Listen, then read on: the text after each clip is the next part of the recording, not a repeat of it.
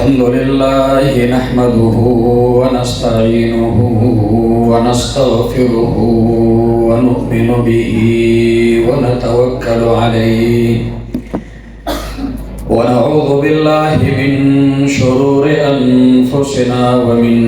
سيئات أعمالنا من يهده الله فلا مضل له ومن يضلله فلا هادي له وأشهد أن لا إله إلا الله وحده لا شريك له وأشهد أن سيدنا وحبيبنا وشفيعنا ورحمتنا ومولانا محمدا عبده ورسوله أما بعد فأعوذ بالله من الشيطان الرجيم بسم الله الرحمن الرحيم طه ما أنزلنا عليك القرآن لتشقى إلا تذكرة لمن يخشى تنزيلا ممن خلق الأرض والسماوات العلى الرحمن على العرش استوى له ما في السماوات وما في الأرض وما بينهما وما تحت الثرى وقال النبي صلى الله عليه وسلم تبرك بالقرآن فإنه كلام الله وخرج منه صدق الله العظيم وصدق رسوله النبي الكريم. درود شريف اللهم صل وسلم على سيدنا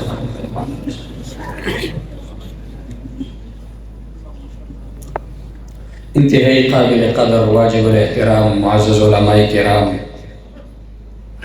شیوخ اعظام قراء حضرات دادغ مدرسے بانی محتمم مدرس برادر مکرم حضرت مولانا محمد ادریس صاحب دامت برکاتهم العالیہ دلی علاقے دنوخار دورنگ آباد سپینگیرو مشرانو نوجوانانو ایو دینی سلسلہ کے زماتا سر ملاقات او د ختمونو په موقع باندې دا یقینا ما د پاره د سعادت نه کم نه دی بیا د دغه ادارې چې د جسم او د وجود په اعتبار سره وړه ده او کمه ده لیکن د کارکردګۍ په اعتبار سره ډېره لویه ده او د دې مدرسین اساتذه کرام د هغې محنت د هغې په طلبو باندې ښکاري چې په دې کې تاسو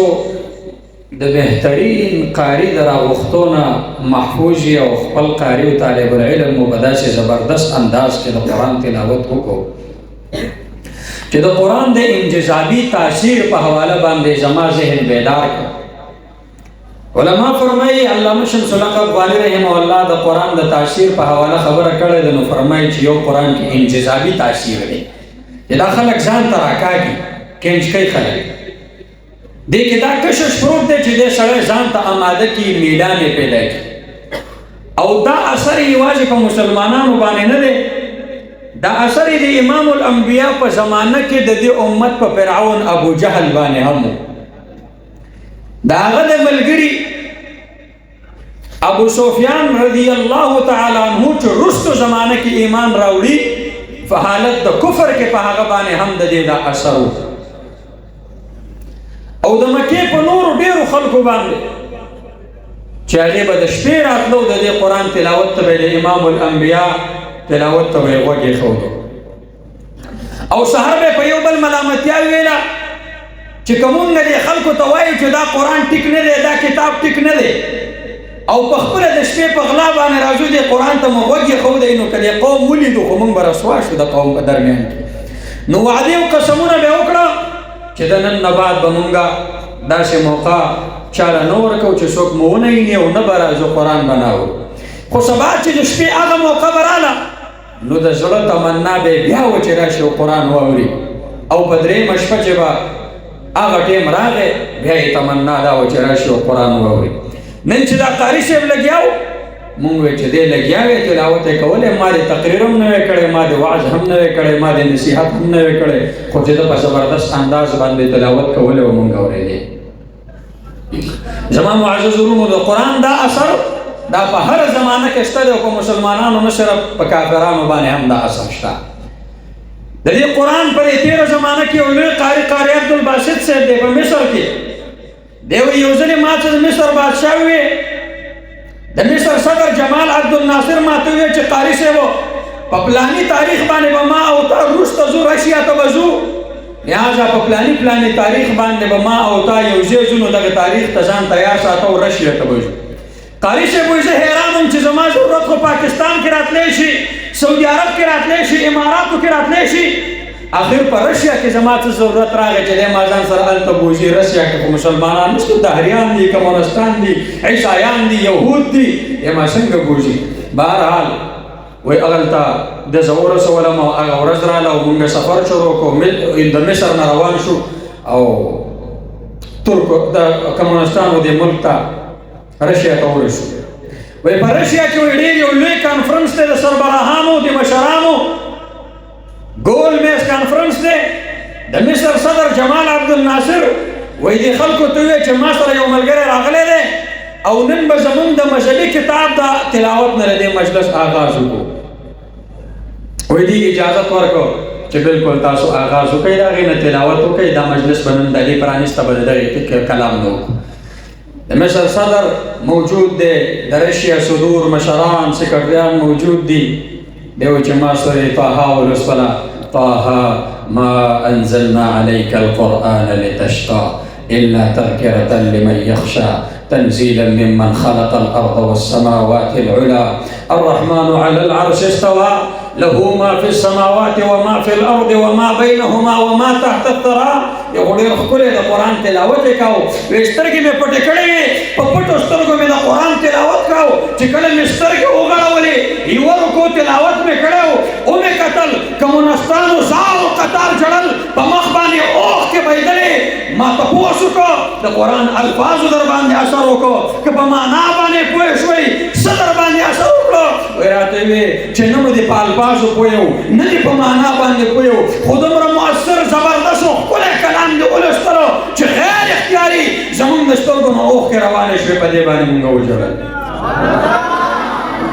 که دا قرآن په کمونستانو باندې اثر کوي دا په یهودو اثر کوي دا په نصاراو اثر کوي د هغې کیفیت بدلولی شي د هغې د سترګو نه اوښکې روانولی شي دا زما او ستا د زړه دنیا هم بدلولی شي دا زما او ستا د بچي مستقبل هم روښانه کولی شي دا زما او ستا مستقبل هم روښانه کولی شي دغه وجه د زما معزز وروڼو چې د امت علما چې نن تاسو د هغې تاریخ ګورئ د هغې کردار ګورئ او د آسمان د ستورو غوندې ځلیږي او د هغې غوندې کردار په امت کې نن څوک ادا کولی نه شي هغه د دې قرآن سره وابسته و دا امت چې په عروج باندې و د قرآن سره وابسته و د امت که څه نیکنامي وه د قرآن سره په وابستګۍ وه که د دې څه بلندي وه د قرآن په وابستګۍ وه وہ معزز تھے زمانے میں مسلمان ہو کر اور ہم خوار ہوئے تارک قرآن ہو کر بمون نور سے آپت میں دے راپرے ہوتے بمون بل سے بلا نظر راپرے ہوتے دا فلسطین دا مقابلے چیز نہیں مو عاجز ہے ما دا مغربی دنیا چیز دا مقابلے نہیں مو عاجز ہے ما زمان دا سم دم لا سنا چنن زمان گریوان تا پراتری دا کافر گریوان تا لرشی زمان دا سم دا نخبی چنن دا کافر تا قدمون نشی اغستے زپو سم لا سنو کے معذور پا نظر رازم زپو روان اخبو کے معذور پا نظر رازم شنو گھٹ پا نظر رازم زمان بلا ہیچ گناہ نشتے سواد دینا کہ وہ معزز تھے زمانے میں مسلمان ہو کر اور ہم خوار ہوئے تارک قرآن ہو کر وَإِنَّا لِلَّهِ وَإِنَّا إِلَيْهِ رَاجِعُونَ زور واحد انا لله وانا الیه راجعون انا لله وانا الیه راجعون. زمونږ بل جرم نشته، بل خطا زمونږ نشته دی. زمونږ دا ملک دې سره اټم بم شته که نشته؟ اټم بم شته دی. زمونږ سره د دنیا دعوه دا ده چې زمونږ سره یک نمبر پوځ شته که نشته؟ زمونږ سره قابلان مشران سیاستدانان شته، ما سره وکیلان شته، ما سره ډاکټران شته. بیا هم دنیا د پاسه ده او زه لاندې ما د دنیا لاس د پاسه دی او زما د دنیا لاس لاندې دی. وہ معزز کے زمانے میں مسلمان ہو کر اور ہم خوار ہوئے تاریخ قرآن ہو کر. علامہ صاحب چې کومه نښه لګولې ده، کوم تیر به هدف دی د هغه، هغه هم د دې په تناظر کې دی چې د امت د بدحالۍ بله یو قصور د دې قوم نشته، بله یو ګناه د دې قوم نشته سوا د دې نه چې دا قرآن د دې په مسلمانانو په تاقچونو کې جوړ شو، دا د دې په کورونو کې جوړ شو، دا د طالب العلم سینې ته خو لاړه خو دا د ملک په سینه باندې رانغی، دا د اقتدار په سینه باندې رانغی، دا د حکومت په سینه باندې رانغی. ګنې نن به مونږ د یهودو د پاسه و یهود به لاندې وو. دا یهود مونږ د خیبر نه شړلي وو، دا یهود مونږ د مدینې نه شړلي وو، دا مونږ او د قبیله بنو خزرج او د بنو نصیر د هغې تاریخ وګوره، د اوس او د خزرج تاریخ وګوره، د مدینې تاریخ وګوره، د عربو نه د جزیرة العرب نه دا مونږ رسوا شړلي دي. نن د ګریټر اسرائیل منصوبه هغې جوړوي، په هغې کې یوازې بیت المقدس هغه د خپلې پنجې د لاندې راوستل نه دي، دا ورانول دي او په دې باندې هیکل سلیماني تعمیرول دي. دې سره سره یهود د دنیا وایي د ګریټر اسرائیل چې کومه منصوبه یې جوړه کړې ده چې مونږ به راځو مدینې منورې ته، مدینه به مونږ قبضه کوو، مونږ یې له دې نه ایستي وو، مونږ به راځو خیبر به هم د دې خلکو نه واپس اخلو ځکه خیبر زمونږ دی او مونږ په دې مسلمانانو آواز کړی دی، په دې یهودیانو مو آواز کړی خیبر خیبر یا یهود. ای یهودیانو خیبر درنه هیر دی، شکست درنه هیر دی، ذلت درنه هیر دی، دغه خپل مسکنت درنه هیر دی، په دنیا کې دغه خپله رسوایي درنه هیره ده. د هغې هغه زخم لا تازه نه دی او د هغې اراده دا ده چې مونږ به مدینې ته هم رارسو او مونږ به خیبر ته هم رارسو. په خیبر کې هغه ورځو کې ما امام الانبیا نه دي پرېښي، صحابه کرامو نه دي پرېښي، هغه یهودیان چې د هغه زمانه کې مونږ داسې وو دي داسې وو، دی دا یهود دی، دی ښکته دي، مونږ د پاسه وو، اوس خبره الټه شوې ده، دی داسې مونږ داسې وو او دی داسې دي، سوا د دې نه بله څه خبر ده. وہ معزز تھے زمانے میں مسلمان ہو کر اور ہم خوار ہوئے تارک قرآن ہو کر. بله څه ګناه نشته، بل څه جرم نشته. بهرحال زما معزز ورونو، تاسو د قرآن سره مینه وکړه، قرآن سره محبت وکړو، د خپلو بچو سینې مو د قرآن دپاره کولاوې کړئ. مبارکباد درته څه پیش کومه چې په دغه زمانه کې تاسو د قرآن دپاره د خپلو بچو سینې فارغې کړي دي. امام الانبیاء د قرآن په تلاوت باندې ډېر زیات خوشحالېده. یو ځل عبدالله ابن مسعود رضی الله تعالی عنه مسجد نبوي کې دی د تلاوت کو د قرآن مجید. امام الانبیاء راغی، عبدالله ابن مسعود یې ولیده، شیخین کریمین صدیق اکبر و حضرت عمر رضی الله تعالی عنهما دواړه ورسره دي، دې درې واړه عبدالله ابن مسعود نظاره یې کوله چې دی د قرآن تلاوت کوي. عبدالله ابن مسعود د قرآن ښکلی زبردست تلاوت وکړو. امام الانبیاء فرمایي که څوک د قرآن ښکلی تلاوت کول غواړي او غواړي دا چې قرآن دې تر و تازه وساتي، د ابن ام عبد په شان تلاوت دې وکړي، د عبدالله ابن مسعود غوندې تلاوت دې وکړي. عبدالله ابن مسعود تلاوت وکړو، ښکلی تلاوت یې وکړو، بیا یې دعا کوله، یا الله یا الله یا الله، دعا یې کوله، لاس یې اوچت کړی دی. امام الانبیاء وکتل چې عبدالله ابن مسعود تلاوت کوي، لرې ولاړ دی فاصله کې، ورته فرمایي ابن مسعوده ته غواړه الله به درکوي، ابن مسعوده ته غواړه الله به درکوي، ابن مسعوده ته غواړه الله به درکوي، ته چې څه غواړې الله به یې تعالی درکوي. عبدالله ابن مسعود له حضرت عمر راغی، مبارکي ورکړه، ابن مسعوده تا چې څه غوښتې دي الله به دې ټولې دعاګانې قبولې کړي، ځکه امام الانبیاء ویلي ابن مسعوده ته غواړه الله به یې درکوي. وایي ما وایي چې دا شعر یې ورته ورکومه، زما نه مخکې صدیق اکبر راغلی او ورته دا شعر یې اورولی و چې امام الانبیاء ستا په دعاګانو باندې د قبولیت مهر لګولی دی.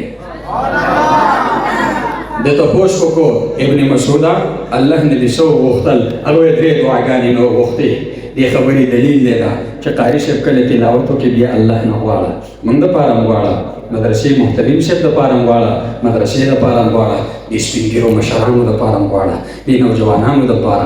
غواړه. دا زموږ مسلمانان وروڼه دي، که دې موږ سره نه وی موږ به تقریر چاته کولی؟ تاسو د دستاربندۍ کې نه وی حوصله افزایي به دي زموږ څنګه کېده؟ موږ مسلمانان وروڼه دي، زموږ قرآن یو دی، زموږ عقیده یو ده، زموږ جماعت یو دی، زموږ مدرسه یو ده. تاسو کې څوک مرداباد نشته او مونږ کې هم څوک مرداباد نشته. دا مدرسو کې چې مونږ او تاسو ناشې یو په دې پروګرامونو کې راجمع یو، مونږ او تاسو ټول زنده‌باد یو وایي الحمدلله. ابن مسعود څه دې وغوښته؟ ابن مسعود رضی الله تعالی عنہ درې دعاګانې مې وغوښتې، اولۍ دعا مې دا وکړه: اے الله داسې ایمان مې نصیب کا کوم ایمان نه بعد چې مرتد کېدل نه. دویمه دعا مې دا وکړه: اے الله داسې نعمتونه مې نصیب کا په کومو نعمتونو چې زوال نه راځي. دریمه دعا مې وکړه: اے الله ستا د حبیب ستا د محبوب پیغمبر امام الانبیاء خاتم الانبیاء محمد رسول الله صلی الله علیه وسلم سره مې جنت کې یو ځای کې د هغه رفاقت مې نصیب کا. صبح کل دعاګانې وغوښتلې، لهذا امام الانبیاء د هغه په تلاوت باندې خوشحاله شو، ورته ویې دعاګانې کوه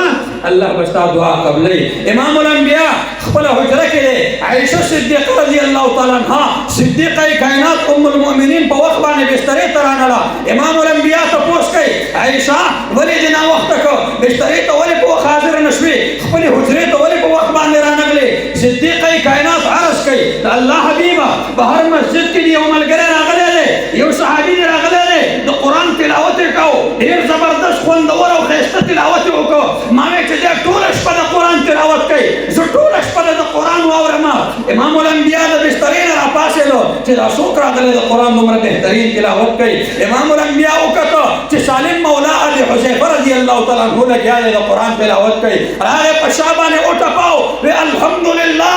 چې الله زما په امت کې داسې باکماله خلک پیدا کړي چې د قرآن دومره ښکلی تلاوت کوي. مولانا صاحب لږ راپاڅه. زه ویم د دغه واقعاتو په تناظر کې که امام الانبیاء نن حیات وی، نن ژوندی وی، نن د دنیا چکر لګولی، د دنیا ویزټ یې کولی، د دنیا دورې کوله، که پېښور ته راغلی و دا مولانا صاحب په ملا باندې ټپولی و. زما دا یقین دی چې زما په مدرسو باندې به امام الانبیاء خوشحاله و، زما د قاریانو په محنتونو به امام الانبیاء خوشحاله و. د صحابه کرامو غوندې ماحول، د مدینې ماحول چې هلته د صفې په شکل کې موجود و، دا ماحول که په پاکستان کې موجود دی نو په مدرسه کې موجود دی. وایي موجود دی که موجود نه دی؟ امام الانبیاء خو نشته دی. دا قاري صاحب زه په ملا باندې وټپوم، تاسو څه وایي؟ په ملا یې وټپوم. الحمدلله چې الله د امام الانبیاء په امت کې داسې باکماله خلک پیدا کړی دي. زه ستاسو د طرفه دې په ملا باندې ټپوم، زه دله ستاسو د طرفه شاباشي ورکوم چې دې کلي له الله رب العالمین داسې یو زبردست عالم ورکړی دی چې هغه د دې قوم بچو ته د قرآن د هغې په برکت باندې، د هغه په خدمت باندې د دې سنین په قرآن باندې معطرې او منورې شوې. وایي الحمدلله. ما معزز ورونو، او دا یې تاله کوم بچی درکړه؟ داسې بچی یې درکړه چې سبا ته کله قبر ته کوږېږي، تا کله مقبرې کې د دفن کېدلو موقع راشي، تا کله په قبر کې اچوي، او دا بچی دا حافظ قرآن در سره قبر ته کوږ شي، دی به الله ته څه وایي؟ ای الله د دې بابا په برکت باندې د زه مدرسې ته لېږلی ومه، الله د ده په برکت باندې زما سینه په قرآن باندې منوره شوې ده، الله د ده قبر منور کړه. الله د ده په وجه باندې زما ذهن په دین او په قرآن او په سنتو باندې معطر شوی دی. الله زما د بابا قبر معطر او منور کړه. ته څه وې؟ ستا د دې حافظ قرآن بچي قدر به الله کوي، د دعا به الله قبلوي که نه به قبلوي. قاري صاحب اوس لږ راپاڅه. تاسو کې د چا خوښه ده چې یو حافظ قرآن بچي هغه قبر ته ښکته کړي او د الله نه دعا وغواړي چې الله دې بابا مې ما کوشینه په قرآن باندې معطر او منوره کړې، الله د دې قبر د نور نه ډک کړه. چا خوښه ده؟ د ټولو خوښه ده. اوس کښېنه قاري صاحب. دې معنا دا ده چې مونږ دا سلسله مبارکه ګڼو، دا نسبت مبارک ګڼو، او واقعي دا مبارک نسبت دی، دا لوی نسبت دی، دا لوی شرف دی، دا لوی کرامت دی. الله رب العالمین دې زما او ستاسو د ټولو په بچو کې عالمان او حافظان پیدا کړي. علم نن سبا ګران نه دی، مدرسه اسانه ده. قاري صاحب ستا په کور میلاویږي، مولوی صاحب ستا په کور میلاویږي، مفتي صاحب ستا په کور تاته میلاویږي. داسې دورو علم ګرانو، مدرسه ګرانه وه، د علم حصول ګرانو. د اندلس نه بقي الدین ابن مخلد رحمه الله، امام زهبي رحمه الله دا احوال ذکر کوي سیر اعلام النبلاء کې. بقي الدین ابن مخلد د شلو کالو نوجوان دی، د شلو کالو په نوجوانۍ کې د علم دپاره د مختلفو ممالکو سفر کوي. د علم دپاره مکې ته سفر کړی، د علم دپاره مدینې ته سفر کړی، د علم دپاره بغداد ته سفر کړی دی. د اندلس نه دی وایي زه را روان شوم، د بغداد سفر مې کوو. د بغداد په دې سفر کې زه په کښتۍ کې کېناستم، دې کښتۍ په سمندر کې دا روانه شوله، یو ځای پورې لاړه، لیکن د سمندر هواګانې ناموافق شوې او کښتۍ په یو ځای کې ونښته، نه مخکې تله نه وروستو تله، نه ښي طرف ته تله، نه ګټ طرف ته تله. په مونږ باندې د ژوند دروازې بندې شوې. په دغه بنیاد باندې مونږ په دې کشمکش کې وو چې نن دی که سبا دی، خو په مونږ باندې مرګ را روان دی، زمونږ بله لاره نشته دی. لهذا په دغه ځای کې زمونږ سره چې کومه توښه وه، کوم خوراک را سره و، خوراک ختم شو. وایي د سمندر اوبه دا تروې اوبه به خولې ته واړېلې، دا زمونږ خوراک هم و، دا زمونږ څښاک هم و. بالآخر هواګانې رالې، کښتۍ راویسته، کښتۍ روانه شوه، بغداد طرف ته سفر وکړو. وایي په دغه سفر کې مونږ یوه نیمه میاشت دې کښتۍ ډېر زیات په عذاب او په تکلیف کړو، لیکن بالآخر د مرګ په انتظار خو الله زمونږ ژوند لیکلی و. بالآخر مونږ پورې وتلو د سمندر هغه غاړې ته، د کښتۍ نه کوز شو. دی وایي زه بغداد ته روان شوم، اورېدلي مې و چې په بغداد کې امام احمد ابن حنبل رحمه الله دی، د هغه نه به حدیث زده کړم. د دغې حدیثو د زده کړې لپاره د اندلس نه دومره سفر کوي، دا په کښتو کې سفر کوي. بهرحال مې بغداد ته قریب شوم، نږدې شوم، د ونې د لاندې څملاستم، ډېر زیات ستړی شوی وم. وایي وده شوم، کافي خوب مې وکړ، ډېر ارام مې وکړ. بالآخر وایي زه چې کله راپاڅېدم ومې کتل یو بابا، یو سپین ږیری سړی په لاره روان دی. تپوس مې ترې وکړ چې بابا جانه د امام احمد ابن حنبل مدرسه راته وښایه، د امام احمد ابن حنبل جومات راته وښایه، امام احمد ابن حنبل کوم ځای کې درس ورکوي، زه ورشم د هغې مجلس کې شامل شم، زه هم د هغه نه څه واورم، د امام الانبیا احادیث دې واورم. یې وایي ډېر زه راغلم، بابا نه مې تپوس وکړو. بابا راته وویل ته د کوم ځای نه راغلی طالبه؟ وایي ما ورته وویل د اندلس نه راغلی یم. وایي بابا وایي چې بچیا تا ته پته نشته دی امام احمد ابن حنبل سره ملاقات ممکن نه دی، هغه خو په جیل کې دی، هغه خو د محصورۍ په حالت کې دی، هغه بادشاهي وخت سره اختلاف راغلی دی. بادشاهي وخت وایي چې قرآن مخلوق دی، او امام احمد ابن حنبل وایي چې قرآن د الله کلام دی. څه شی دی؟ قرآن څه شی دی؟ د الله کلام دی. قرآن څه دی؟ الله کلام دی. او بادشاهي وخت وایي مخلوق دی، بے کلام دی. کلام ذکر دی. امام الانبیاء فرمایي تبرک بالقرآن فانه کلام الله وخرج منه. په قرآن باندې برکتونه حاصل کوي، دا د الله کلام دی او د الله د ذات نه وتلی کتاب دی، د الله د ذات نه. دا نور څیزونه د الله د ذات نه نه دي وتلي، دا مخلوقات دي، الله پیدا کړي دي. او قرآن کلام امام الانبیاء فرمایي چې دا د الله د ذات نه وتلی کتاب دی، کلام الله دی. لهذا امام احمد ابن حنبل څه فرمایي چې دا کوم کلام چې دی دا د الله کلام دی، مخلوق ورته وایه ته په غلطه باندې زه ټیکیم. بادشاهي وخت نظر بند کړی دی، د اوس هغه د کوره نشي راوتی، کله په جیلونو کې اچو، کله بل عذاب، کله بل عذاب، کله بل اذیت. لیکن په موجوده وخت کې امام احمد ابن حنبل په خپل کور کې بند دی، محصور دی، څوک یې ملاقات نشي کولی. دی وایي زه راغلم بغداد ښار ته، د بغداد خلکو زما ډېر استقبال وکړو، ای ما له روټۍ هم راکړه، ما له په سرای او په هوټل کې ځای هم راکړه، شپې هم راکړه. په ما باندې آثار ښکارېده چې دا طالب العلم دی یا له بل ځای نه راغلی دی. سبا مې د هوټل د مالک نه تپوس وکړو، ملګريه په دې ښار کې امام احمد ابن حنبل نه علاوه لوی عالم څوک دی چې هغه درس کوي او زه په درس کې شامل شم؟ وایي دې هوټل مالک راته وویل چې په دې ښار کې یو لوی عالم شته دی، امام یحیی ابن معین رحمه الله، چې د امام د جرح او د تعدیل دی، د امت لوی عالم دی. وایي لاړم د هغه په مجلس کې کېناستم، هغه درس کوو. وایي سوالاتو موقع راغله، د سوالاتو په دوران کې ما 3 سوالات وکړو د پلاني پلاني پلاني راوي متعلق. بالآخر خبره دا راله، نوبت دې ته ورسېده چې ما 3 سوالات کړي وو، 4م سوال مې کوو. 4م سوال چې کله ما کوو طالبانو راته وویل ملګريه سوال مه کوه، د هر چا 3 سواله حق دی، دا مونږ هم سوالات لرو، ته خپل سوالات وکړه، اوس به مونږ ته سوال پرېږدي. اوس خو طالب سوال هم نه کوي ځکه چې هغه پوهېږي نو سوال به دې څه وکړي. بهرحال زما معززو نو سوال کو درې سوالات وکړه څلورم سوال کوي دی په جګړه سوال کوي نه مې زه خو راغلی یم ملګریا د هغه مجلس نه زما حق کېږي چې ما ته د یو سوال موقع راکړئ د یو سوال موقع ورله ورکړه نو ده تپوس وکړو وی د امام احمد ابن حنبل رحمت الله علیه باره کې څه وی نو هغه خو دا باره کې څه ویل ډېر ګران و ځکه چې که چا د هغه صفت کوو نو هغه به هم جیل ته غورځېده او که چا یې تپوس کوو نو هغه به هم جیل ته غورځېده او که چا د هغه په حق کې ناره اوچتول هغه به هم جیل ته غورځېده نو امام یحیی ابن معین و ډېر سات سر ښکته کړی او بیا یې سر اوچت کړ وی چې هغه امام المسلمین دی امام المسلمین د مسلمانانو امام دی پیشوا دی او مقتدا دی ولې به نه د هغه ډېر لوی تاریخ دی زه تاسو له لرګ راځم لهذا دی وایي زه رالم وای ما ویل چې هر څه چې کېږي چې دومره لوی امام دی بیا خو د نه سبقونه یم د بل چا نه نه یم وای راغلم او د هغه د کور مخې طرف ته مې اراده وکړه چې ورشم یو سړي ته مې ویل چې کور یې راته وښایه هغه راته ویل چې کور به درته وښیم خو دا درته وایم چې ګورې د هغه کور ته به لا نړ شي او جیل ته به لاړ شي ځان له به بل کور وګورې خو لکه دغه کور ته نه شي تللی بهرحال زما معززو دی وایي زه را روان شوم خپه مې وتړله ځان مې معذوره کړه امسا او لاټۍ مې راواغېسته هغه مې ولګوله د سوالګري په طریقه باندې روان وم هغه زمانه کې چې بچا سوال کاوه نو آواز مې لګاوه اجرکم علی الله اجرکم علی الله اجرکم علی الله او دې زمانه کې چې سړی سوال کوي موږ د پاکستان د مشران چې لاړ شي ولته سوال کوي نو څه وایي اجرکم علی الله وایي که نه نور تاسو ته پته ده زه به دې خبره نه کوم بهرحال زما معززو اجرکم علی الله وایي چې بدلې به الله درکوي لهذا معززو وای په دغه انداز باندې زه را روان وم خلکو دا خیال و چې سوالګر دی نو راسه نه راسه د پولیس کار و نه راسه د ولس کار و د امام احمد ابن حنبل دروازې ته ورسېدم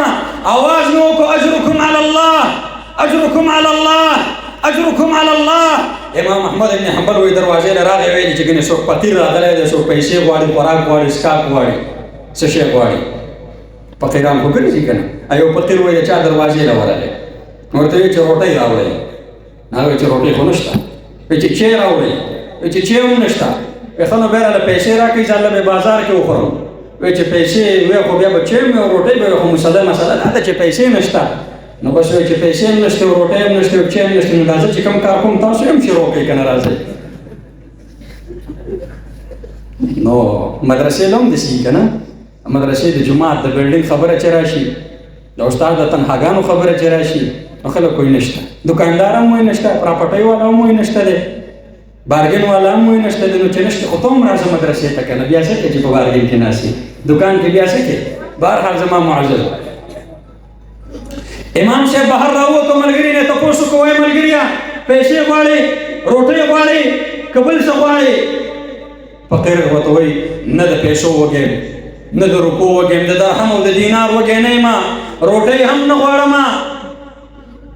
د علم تږی یم او د علم وږی یم علم په سلسله کې راغلی نو تا نه به زه حدیث ته کوم دی ورته وایي تا ته پته نشته نه چې بادشاه وقت زه نظر بند کړی یم زما خوا ته څوک نه پرېږدي زه مدرسې ته نشم تللی زه جومات ته نشم تللی زه امامت نشم کولی زه تدریس نشم کولی دی ورته وایي د دې هر څه راته پته ده ته نشې راتلی زه خو راتلی شم که نه ما ځان ګوډ کړی دی ما ځان شل کړی دی زه به راځم زه به ستا د دروازې مخې ته ودرېږم او ته په دقه انداز باندې چې دروازې مخې ته دې ودرېږم زه به اواز کوم چې اجرکم علی الله اجرکم علی الله اجرکم علی الله ته راوځه ما ته د پیغمبر یو حدیث وایي او زه به بیا له دغه ځای نه ځم بقي الدین ابن مخلد رحمه الله د 20 کالو دا نوجوان په دقه شان په ګوډه خپه امسا به یې لګولې وه او خلکو به راته تعلیم راکولې چې مړه ځوان جان سړی ستا دا رنګ د معذوره سړي نه ښکاري ځکه چې هغه خو ګوډ کړی ځان هسې و ځان له څه کار روزګار کوه وایي دا ټولې تعلیمي یو کال واورېدې خو یو کاله پورې مې د علم د حاصلولو دپاره د ده دروازې ته لاړم رالم بیا یو کال یې پس و داسې بادشاه هغه تېر بادشاه وفات شو بل بادشاه راغی هغه د امام احمد ابن حنبل قدردان و لهذا هغه بادشاه د امام احمد ابن حنبل یې را پرانیستو ورته ویل ستا محصوري ختمه شوه ستا نظربندي ختمه شوه اوس تدریس هم کوه اوس امامت هم کوه هر څه کوه وی بیا هغه د علم حلقه په بغداد کې ولګوله وی جومات ته یو ځلې رالم ډېر زیات طالبانو زه جومات ته رادننه شوم هغه دروازه کې وم امام احمد ابن حنبل آواز وکړو دا د علم تږی ما ته راپرېږدئ دا د علم وږی ما ته راپرېږدئ دا په یو کال کې ما له دې معذور سړي په شکل کې راغلی د پیغمبر احادیث را زده کړي دي علم مشرانو داسې یو تاریخ لري دا کابرو د مشرانو ډېره قربانۍ دي زه به کومه قرباني د هغې بیانوم خو اخره کې زه د یوې خبرې له راځم او د دغې نه بیا زه د خپل تقریر روح هم تاسو ته وښیم او د دغې په ضمن کې درته آخري خبرې عرض کوم. دغه امام احمد ابن حنبل رحمه الله د خپل زمانې او د خپل دور دا لوی عالم چې دا د نوجوانانو او د مشرانو او د بزرګانو د هر چا د زړونو د محبت یو مرکز ګرځېدلی و. دا د امام شافعي رحمت الله علیه شاګرد و. امام شافعي رحمه الله په مصر کې و. په مصر کې ده یو ځل خوب ولیده چې زما دا شاګرد امام الانبیا ورته فرمایي چې ستا دا شاګرد احمد ابن حنبل دته ووایه پیغام ورته ولېږه چې د قرآن په سلسله کې به په تا باندې یو ازمایش راځي او امتحان به راځي خو خیال کوه شاته نه شي موقف پرې نه دی زه مبارکي تاله در کوم بشارت در کوم ته په ټیک ځای باندې ولاړې دی د هغه ځای نه دغه خوب امام شافعي رحمه الله د خپل یو سفیر په ذریعه باندې بغداد ته د سړی راولېږه چې امام احمد بن حنبل له لاړ شه او زیری ورته واوروه چې تا د الله رب العالمین د طرفه تا ته یو قبولیت میلاو دی د امام الانبیا دا خوب دی. هغه سړي چې دا خوب کله ورکړ خوب یې ورته واورو امام احمد بن حنبل ډېر زیات خوشحاله شو سترګو نه یې اوښکې لاړې وایي زه الله د خپل دین دپاره قبول کړم زه چې د قرآن کومه مقدمه لړاومه دې ته تایید د امام الانبیا نه میلاو شه د محمد رسول الله صلی الله علیه وسلم نه ورته تایید میلاو شو لهذا په دغه بنیاد باندې دی راغله او دا بشارت یې چې څنګه واورو هغه څه وکتل چې زه دله په انعام کې ورکړمه په زیري کې ورکړمه دا کوم سفیر یې چې رالېږلی دی نور څه یې پیدا نه کړه د خپل وجود کمیس او جامې راواغستې هغه یې دله په زیري کې ورکړې وایي دا ستا زیری شه. دا سړی واپس را روانو مصر ته راورسېده امام شافعي ته تپوس وکړو وی ملګریا تا ورته زیری بشارت دې ورته واورو هغه زما پیغام دې ورته ورساو او ومې رساو وی تا له یې څه درکړه مونږ علاقه کې مونږ زیری وایو زیري کې څه ورکوي خلک تاسو زیری وایي که بل څه وایي زیری ما ته زیری راکړه ما ستاسو زیری د امام الانبیا ورته واورو هغه ماله په زیري کې خپلې جامې راکړې خپل کمیس یې راله راکړه نور څه ورسره نه ماله خپل کمیس راکړه وی دا کمیس یې تاله درکړی دی زه ستا نه اخیستل نه غواړم خو یو کار وکړه داسې یو لوښی راواغسته د اوبو ډکه وی په دې لوښي کې راته دا کمیس ووهه دا کمیس به په دې لوښي کې چې ووهې د اوبه دا کمیس خوش شي دا اوبه د دې جامو په وجه باندې برکتي کېږي او بیا هغه اوبه به یې راغستې وي امام شافعیه کې به ګوتې ووالې هغه به بیا په سر باندې راښکلې وی دا د هغه چا د وجود کمیس دی د کوم سړي وجود چې الله د دین دپاره د قرآن د مقدمې لړاولو دپاره قبول کړی دا د هغه سړي جامې دي د کوم سړي وجود چې د الله د کلام خدمت کوي په دې وجود هغه پورې خوړلي دي هغه په دې وجود باندې کوړې خوړلي دي د بادشاه وخت مصالحې مې برداشت کړي دي دا د هغه سړي د وجود سره لګېدلی کمیس دی نو په دوران د مطالعې کې به یې په دې خپل وجود باندې دغه اوبه راښکلي دغې واقعې په تناظر کې زه وایم که د امام احمد بن حنبل او د هغه د کمیس په انتظار یم نو هغه ما ورته نه میلاویږي خو سبا داسې وکړه دې طاهر صاحب د کمیس واخله او دا کور ته ویسه دا هغه محترم استاد دی ستا د بچي چې د ده جامې تا دپاره د تبرک ذریعه ده د برکت ذریعه ده او دا په خپل ځان باندې دا اوبه راواړوه چې ستا بچي ته حفظ وکړو د ته قرآن وښوده د ته ناظره وښودله الحمدلله په زبردست انداز کې د قرآن او د دین خدمت کوي او د خپل دې ماشوم بچي جامې دې هم راواله اوبو کې خوشتې کا او هغه اوبه په ځان باندې راواړوه داسې به کوئ انشاءالله دا د دې مونږ او تاسو باندې د دې قراء احسان دی په امت که دا قرآن وي او دا علما نه وي عباد الله شاه به نن پټکې په سر کړی